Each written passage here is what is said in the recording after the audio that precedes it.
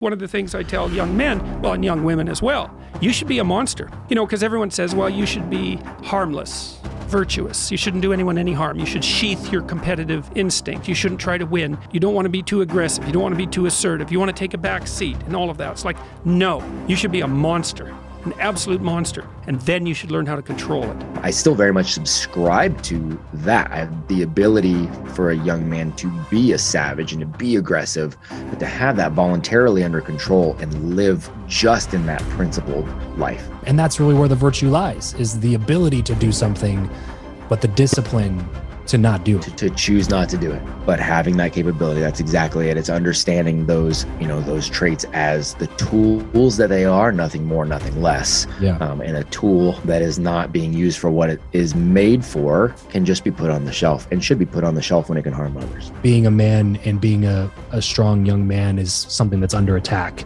in our culture. You are right. Especially raising young men, it is something that is culturally under attack, and it's under attack from a multitude of angles. It's under attack from the media and kind of this, wokeism sort of deal, and all masculine traits, those honorable virtues that we talked about a little bit earlier, that's discredited altogether. It's just masculinity is toxic, right? And that whole term, there is no such thing as toxic masculinity. It's like jumbo shrimp. It's a inherent conundrum, because masculinity is honorable set of virtues that are inherently non-toxic, but the media tells you otherwise. Education, it's really not education, it's schooling from university down, is built and predicated upon masculinity being toxic. And so you're getting attacked there.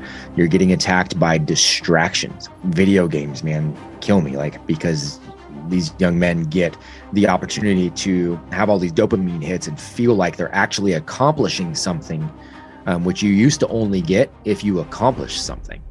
Now you get it because you built something in Minecraft, or you did well in Call of Duty, or I don't even know what the popular games are now, and so you've got young men being distracted and brought off it. So it is under attack in so many different ways. So from a parental standpoint, our job is it's not to shield them from it and pretend it doesn't exist. It's to acknowledge the enemy that's in front of you and then give them tools to navigate.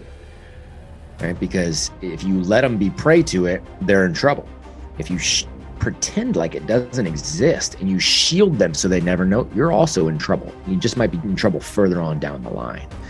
So, if you want to raise a dragon slayer in times where dragons freaking exist, you've got to let them know early that there's dragons out there, and here's how we fight them.